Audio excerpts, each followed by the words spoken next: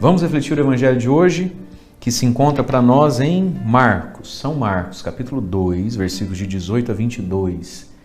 E diz assim: os discípulos de João Batista e os fariseus estavam fazendo jejum.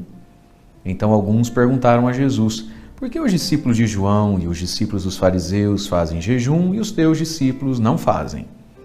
Jesus respondeu: vocês acham que os convidados de um casamento podem fazer jejum enquanto o noivo está com eles? Enquanto o noivo está presente, os convidados não podem fazer jejum.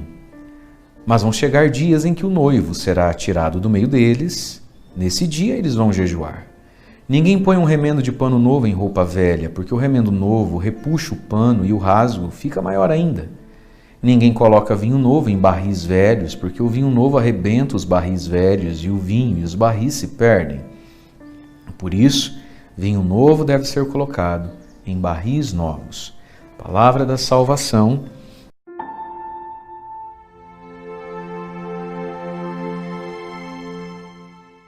Em nome do Pai, do Filho e do Espírito Santo.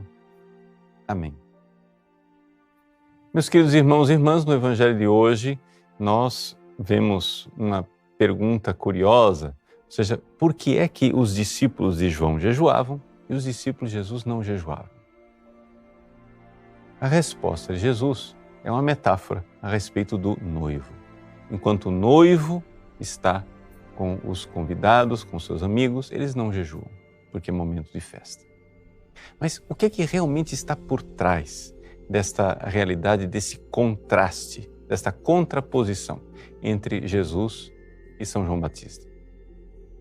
Na realidade, nós estamos falando de duas fases da vida espiritual que nós poderíamos aqui colocar como sendo o tempo do Antigo e do Novo Testamento. No Antigo Testamento, Deus preparou o seu povo através da lei, através de penitências, de sacrifícios, para que o seu povo tivesse um coração bem disposto para receber Jesus.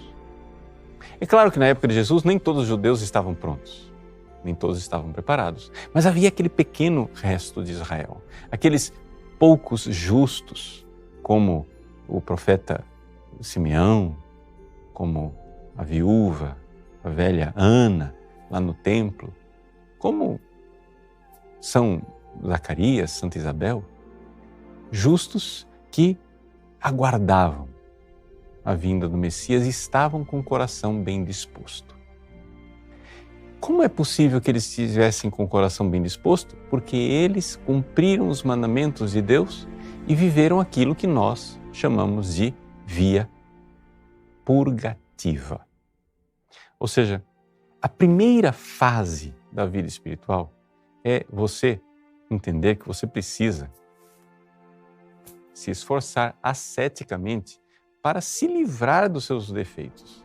Aqueles pecados grosseiros. E uma vez que você se livrou dos pecados grosseiros, você vai ter duas missões básicas, que é controlar, o instinto da ira e do desejo carnal. Ou seja, na fase purgativa, na fase inicial da vida espiritual, você tem que caprichar na pureza e na paciência.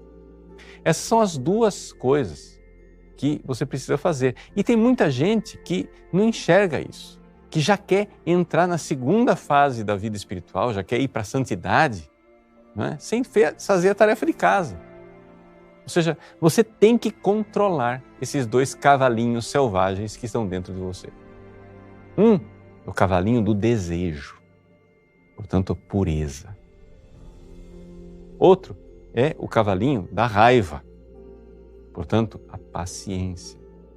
E assim você, aqui trabalhando até a delicadeza de consciência, a paciência e a pureza, você está se purificando. Veja que aqui eu estou supondo que a pessoa, inclusive, realmente já superou aqueles defeitos mais grosseiros. Uma vez superado estes defeitos mais grosseiros, o que acontece? Acontece aquilo que na vida espiritual a gente chama de passagem pela porta estreita. Ou seja, a pessoa começa verdadeiramente a ver os frutos da santidade. E a graça de Deus começa a brotar mais claramente nos seus efeitos visíveis. Pois bem, é aí que se entra na chamada via iluminativa. E é isso que Jesus veio trazer. A gente fica se perguntando por que é que lá no início da igreja tantas pessoas se santificavam. Por quê? Porque durante séculos Deus tinha preparado essas pessoas pela via purgativa, pela purificação, para receber a graça e entrar na vida de santidade propriamente dita. E por que hoje nem todo mundo entra nessa via de santidade, nesse caminho de santidade? Porque nós somos preguiçosos e não queremos fazer a tarefa de casa do Antigo Testamento, ou seja, o jejum, a respeito do qual nos fala o Evangelho. Então é verdade que os convidados do casamento não jejuam com a presença do noivo. Mas é também verdade que nós não iremos nos preparar devidamente, adequadamente para esta presença graciosa de nosso Senhor Jesus Cristo se nós não vivermos aquilo que precisamos viver, que é a purificação. Esse trabalho meio braçal do início da vida espiritual. Então vamos lá, deixemos de ser preguiçosos e façamos, sim, a tarefa de casa, obedecendo os mandamentos, as leis de Deus e, sobretudo, com uma vida séria de penitência para controlar e colocar nos trilhos, vivendo uma grande pureza e uma grande paciência. Deus abençoe você. Em nome do Pai, e do Filho e do Espírito Santo. Amém. Nesse mês de férias, nós teremos um curso a respeito do glorioso São José, o pai adotivo de nosso Senhor Jesus Cristo.